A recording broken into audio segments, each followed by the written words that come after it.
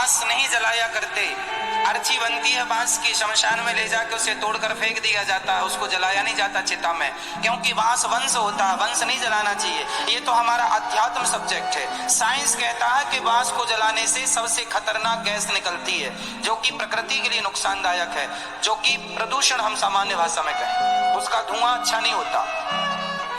कंडे का धुआं, गाय का जो गोबर है, उस गोबर से जो कंडे ओपले हम बनाते हैं, वो जो धुआं होता है, वो धुआं प्रकृति के लिए फायदेमंद होता है, उससे नुकसान नहीं होता। आपको पता है, गाय के गोबर के बने कंडे प्रकृति के लिए फायदा करने वाले हैं। कुछ लकड़ियां जलती हैं, जैसे आम की लकड़ी, पीपल की लकड़ी, इसलिए इनको हवन कुंडों में इसका उपयोग किया जाता है। इसका भी एक साइंस, कितना गहरा साइंस है। कहते हैं आम की लकड़ियां जलाने से, पीपल की लकड़ियां जलाने से शुद्ध वातावरण होता, वातावरण शुद्ध होता है। 1 तोला घी जलाने से 1 टन ऑक्सीजन रिलीज होती है। 1 तोला घी से 1 टन ऑक्सीजन। इसलिए हमारे ऋषि मुनि घी की आहुति दिया करते थे, स्वाहा स्वाहा स्वाहा। बांस का कहीं जलाने का विधान नहीं है। तुम क्या जलाओ? धूप बत्ती जलाओ। धूपम समर्पयामि, धूप। हम लोग गाते हैं, धूप दीप तुलसी से राजी सत्य देवा। धूप से, दीप से पूजाओ, अगरबत्ती नहीं।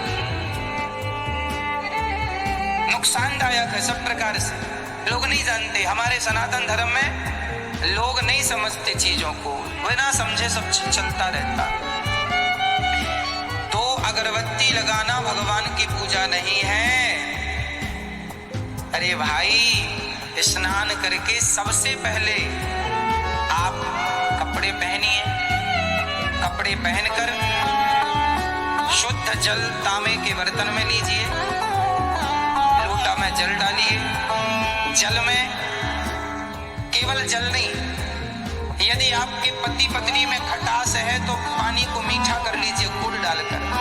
यदि आपका कारोबार नहीं चल रहा है, पैसा नहीं आ रहे हैं, तो उस पानी में कुमकुम डाल दीजिए, लाल कर लीजिए उसे, रंगीन कर लीजिए उसे।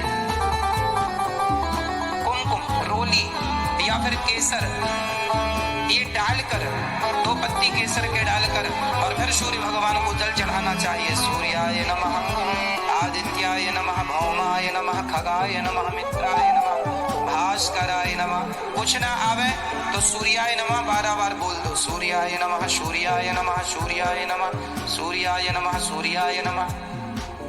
और खड़े खड़े 7 परिक्रमा लगा दो। सूर्य भगवान की 7 परिक्रमा लगती है, 7 बार वहीं पर घूम जाओ, ये भाव से कि हम सूर्य भगवान की 7 प्रदक्षिणा कर रहे हैं। ऐसा सूर्य भगवान का पहला प्रणाम होना चाहिए। उसके बाद आपके घर में जो ठाकुर जी हैं, जो भी लड्डू गोपाल, जो भी आपका घर में मंदिर है, वहां बैठकर बड़ी श्रद्धा से आप हनुमान चालीसा का पाठ करें, सुंदरकांड का पाठ करें। जिनके घर में रोज सुंदरकांड का पाठ होता है, मैं इस बात का गवाह हूँ। हमने अपने जीवन में, हमने बाल्यकाल से, छोटी सी आयु से ही हमने खूब सुंदरकांड का पाठ किया है। हमें तो पूरा याद हो गया था। हम तो 15 मिनट में पूरा सुंदरकांड पाठ कर लेते, इतनी स्पीड हो गई थी, है ना। अब समय अभाव में हम तो नारायण कवच का पाठ नित्य करते ही हैं, परंतु जो हमारी पूजा पाठ वो हम करते हैं। सुंदरकांड का पाठ हमने कई सालों तक रेगुलर खूब किया। आज भी कोई सुंदरकांड का पाठ करे तो उसके संग संग मैं बोल लेता हूँ, याद है कुल मिला के, ये समझो। तो सुंदरकांड, जिनके जीवन में सुंदरकांड का पाठ है, उनके जीवन को हमेशा आप ये मानो कि उनका जीवन सदा सुंदर ही होगा। समय निकाल कर आधा घंटा लगेगा। पहले शुरू में आपको 45 मिनट लगेगा सुंदरकांड के पाठ में, पहले 45 मिनट लगेगा। फिर आप 1 महीने तक करेंगे तो स्पीड बन जाएगी। फिर आप 30 से 35 मिनट में पाठ पूरा कर लोगे, और स्पीड हो जाएगी तो आप 20 मिनट में पाठ पूरा कर लेंगे। तो 20 मिनट निकाल लो आराम से। सुंदरकांड, जामवंत के वचन सुहाए, सुनी हनुमंत हृदय अति भाए। तब लगी मोहि परिख्यों तुम भाई, सही दुख कंद मूल फल खाई। जब लगी आवो सीत ही देखी। खूब करो।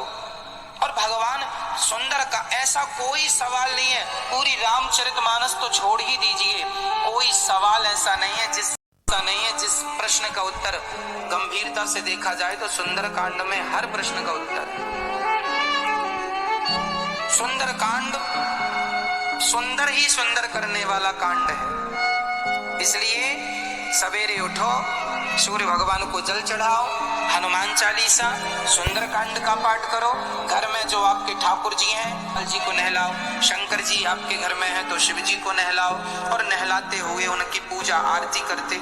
जो आपके घर में देवी देवता जिनकी आप पूजा करते हैं भाई, उनकी आप सेवा वंदना करो। हाथ जोड़ के पूरा स्नान ध्यान कराओ, पुष्प चढ़ाओ। ठाकुर शंकर जी हैं तो बिल्व पत्र चढ़ाओ, भगवान श्रीमन नारायण है तो उनको तुलसी चढ़ाओ, है ना, गणेश जी हैं तो दूर्वा चढ़ाओ, और चढ़ाकर उनकी स्तुति वंदना आरती करो, है ना। भगवान का स्तुति करो, भगवान की। कुछ ना आवे तो हिंदी में यूं ही कहो कि हे नाथ हम बड़े पापी हैं, हम बड़े अधम हैं, नीच हैं, कामी हैं, क्रोधी हैं, लोभी हैं नाथ, अभागे हैं, कुटिल हैं। हे नाथ हमें स्वीकार करो, हे श्रीमन नारायण हमें स्वीकार करो, हे भोले भंडारी हमें स्वीकार करो। जिनमें आपकी श्रद्धा है उनका आप स्मरण कीजिए। आपकी श्रद्धा राम जी में है तो कहिए हे श्री राम जी, हे प्रभु हमें स्वीकार करो। श्रद्धा आपकी कृष्ण में है तो हे श्री कृष्ण भगवान हमें स्वीकार करो। आपकी श्रद्धा नारायण में है तो हे श्रीमन नारायण, आपकी श्रद्धा शिव जी में है तो हे भोलेनाथ हमें स्वीकार करो, हमारा नाथ हमें स्वीकार करो, हमारा अपराध क्षमा करो, हे नाथ हमें स्वीकार करो। ऐसी प्रार्थनाएं करके अपने आप को भगवान के हवाले कर देना चाहिए, आत्मसमर्पण कर देना चाहिए। और समर्पण करने के बाद आप वहां से उठकर भगवान का स्मरण करके फिर आप जो भी काम धाम करें वो भी काम धाम इस भाव से करें। अगरबत्ती सवेरे 2 जलाना ये ठीक नहीं है तो ठीक क्या है, आप कोई भी काम करें, काम करते हुए यही भाव बनाएं कि हे नाथ जो ये हो रहा है, हे प्रभु, हे श्रीमन नारायण, ये सब आप ही कर रहे हैं, हम करता नहीं है, करता तो भगवान है, हमारे कन्हैया ही सब कुछ कर रहे हैं। हम अपने आप जो अपना कर्तापन है वो आप हटाकर भगवान को कर्ता बनाकर यदि आप करते हैं तो फिर वो काम करना भी भक्ति है। जैसे माताएं भोजन बनाती हैं तो आप भोजन किसके लिए बनाती हो मैया? बोलो मेरी माँ। मैया जी नींद आए बता देना, आप भोजन किसके लिए बनाती हैं? यदि आप कहें कि हम भोजन अपने बच्चों के लिए बना रही हैं, हम भोजन अपने पति के लिए बना रही हैं, तो ये भोजन बनाना गलत है। भोजन करेंगे आपके पति और आपके बच्चे ही, पर भाव ये हो कि हम ये भोजन अपने भगवान श्री कृष्ण, अपने श्रीमन नारायण के लिए भोजन बना रहे हैं, अपने भोले भंडारी के लिए भोजन श्रद्धा है, भगवान के लिए भोजन बना रहे हैं। भोजन भगवान के लिए बन रहा है, इस भाव से भोजन बनाइए,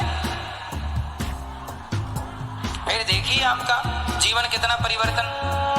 फिर आपका भोजन बनाने में यदि 1 घंटा खर्च हुआ तो वो 1 घंटा भी भक्ति में ही जुड़ेगा, क्योंकि आपने भगवान के लिए भोजन बनाया। झाड़ू लगा रहे हैं तो इसलिए नहीं कि हम अपने घर में झाड़ू, हे नाथ ये घर तो आपका है, आपका पूरा घर भगवान के लिए, आपके लिए मंदिर है, वो पूरा घर भगवान का है, ये सोच के हम तो भगवान के घर में झाड़ू लगा रहे हैं, तो झाड़ू लगाने से भी पुण्य मिलेगा, वो भी भक्ति है। क्योंकि आप अपना मान के करेंगे तो फिर वो पाप पुण्य आपका है। यदि भगवान का मान के, यदि आप कहें कि ये घर भगवान का है लगा रहे हैं, तो उस झाड़ू में कोई चींटी वीटी भी मर जाएगी तो उसका पाप आपको नहीं लगेगा, क्योंकि आप अपने लिए थोड़ी कर रहे थे। आप